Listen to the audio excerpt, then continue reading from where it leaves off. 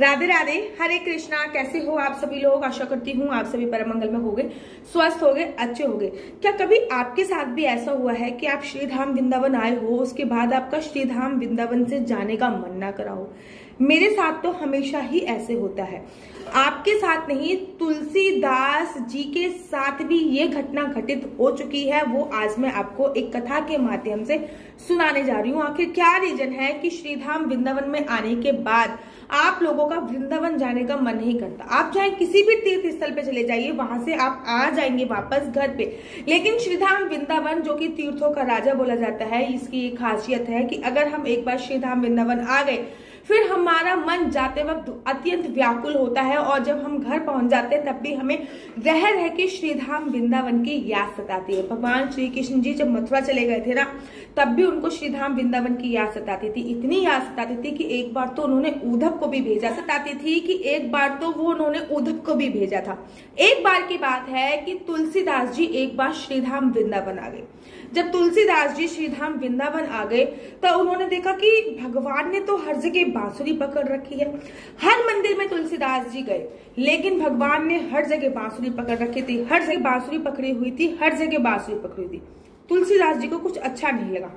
एक बट वृक्ष के पेड़ के नीचे आके वो बैठ गए और उन्होंने बोला कि जब तू धनुष उठाएगा तब तुलसी माथा टेकेगा। तुलसीदास जी ने जब ये बात बोली कि जब तू धनुष उठाएगा तब तुलसी माथा टेकेगा, और भगवान ने चतुर्भुज रूप में तुलसीदास जी को दर्शन दिए और धनुष उठाकर ही दर्शन दिए।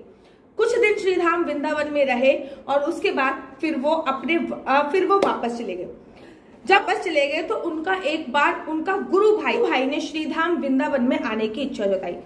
तुलसीदास जी ने कहा, भाई मेरी बात ना गांठ बांध लो, पूरे विश्व में कहीं भी जाओ लेकिन श्रीधाम वृंदावन मत जाना। उन्होंने कहा क्यों? उन्होंने कहा बस तुम गांठ बांध के रख लो, और जब कोई हमें किसी भी चीज के लिए मना करे ना तो हमारी उत्साह और ज्यादा बढ़ जाती है।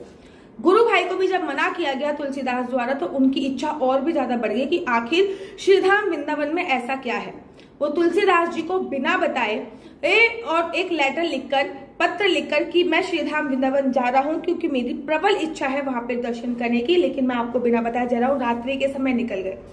1 महीना हो गया, 2 महीने हो गए, 3 महीने हो गए, वो वापस ही नहीं आ रहे थे। बहुत दिन हो गए क्योंकि उन्होंने ठाकुर जी को जब देखा फिर ठाकुर जी के रंग में ही रख गए और वो जाना भूल गए।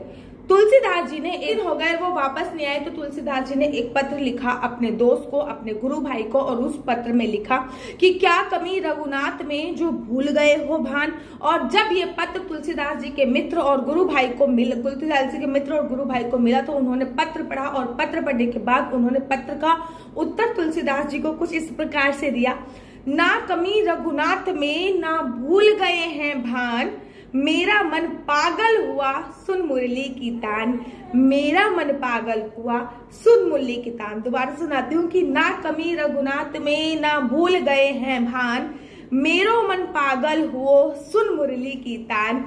मेरा मन पागल हुआ सुन मुरली की तान। अरे तुलसीदास, मेरा मन तो पागल हो गया है उस टेढ़ी तिरछी नजर वाले में, मेरा मन पागल हो गया है मुरली वाले में। कहते हैं कि कोई तो पागल धन दौलत का, कोई पागल पुत्र नारी का, सच्चा पागल वही है जो पागल हो बाके बिहारी का। सच्चा पागल वही है जो पागल हो बाके बिहारी का। इसीलिए श्रीधाम वृंदावन में आकर सब कन्हैया की मस्ती में खो जाते हैं, और कन्हैया की मस्ती में खोने के बाद उनको कुछ भी याद नहीं रहता है, अपना घर जाना भी याद नहीं होता। श्रीधाम वृंदावन वो धाम है, यहाँ पर ज्ञान, चाहे आप कितने भी ज्ञानी हो, आपका ज्ञान धरा का धरा रह जाता है। चाहे आप ज्ञान वैराग्य यहाँ पे कुछ काम नहीं करते, केवल और केवल भक्ति की पराकाष्ठा दी जाती है, केवल और केवल भक्ति ही दिखाई जाती है। आशा करती हूँ आपको मेरी वीडियो अच्छी लगती होगी। अगर आपको मेरी वीडियो अच्छी लगती है तो आप अपना यूट्यूब चैनल हरि बोल को लाइक शेयर सब्सक्राइब करना बिल्कुल भी मत भूलिए। श्रीमद् भागवत महापुराण का आयोजन श्रीधाम वृंदावन में होने जा रहा है। मेरी श्रीमद् भागवत महापुराण है अधिक मास के पावन अवसर पर कैलाश नगर में आप सभी सादर आमंत्रित है। तब तक के लिए मुझे दीजिए इजाजत। राधे राधे, हरे कृष्णा, हरि बोल।